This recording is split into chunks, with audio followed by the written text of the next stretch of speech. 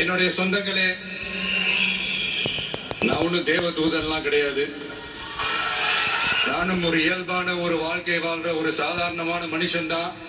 நான் முன்னாடியே சொன்ன மாதிரி அது செய்வேன் இது செய்வேன்னு பொய்யான வாக்குறுதிகள்லாம் கொடுத்தவங்கள நான் ஏமாத்த மாட்டேன்.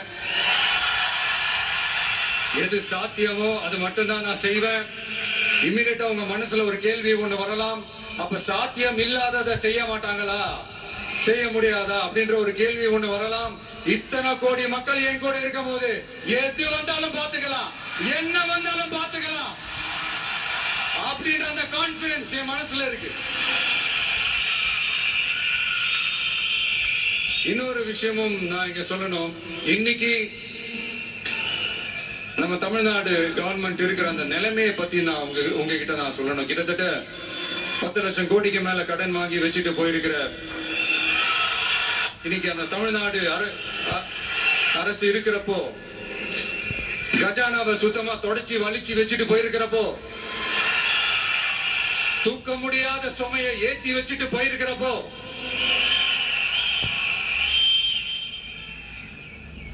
அப்படிப்பட்ட ஒரு நிலைமையில தான் இந்த பொறுப்பை நம்ம கையில எடுத்திருக்கிறோம். உடனே நீங்க நினைக்கலாம், என்னடா இவர் ஏதோ பொறி வச்சு பேசுறாரு அப்படின்ட்டு. அப்படிலாம் எதுவுமே கிடையாது. உள்ள போய் பார்த்தாதான் தெரியும் எது எந்த நிலைமையில இருக்கு, என்ன இருக்கு என்ன இல்ல, எது எந்த நிலைமையில இருக்கு எது எந்த நிலைமையில இல்ல. அதையெல்லாம் பார்த்துட்டு உங்களுக்கு ஒரு வெள்ளை அறிக்கையா அது வெளியிடணும்னு நான் நினைக்கிறேன்.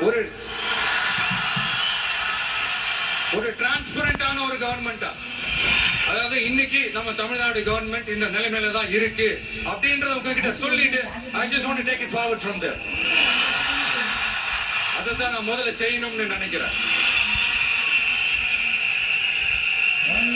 தமிழ்நாடு பொறுத்த வரைக்கும் யாரையாவது போய் ஏதாவது சந்திக்கணும் அப்படின்னா இந்த மூஞ்ச மூடிக்கிட்டு போய் சந்திக்கிறதோ, என்ன இந்த மறைமுகமா உங்களுக்கு தெரியாம போய் சந்திக்கிறதோ அப்படியெல்லாம் நான் செய்ய மாட்டேன்.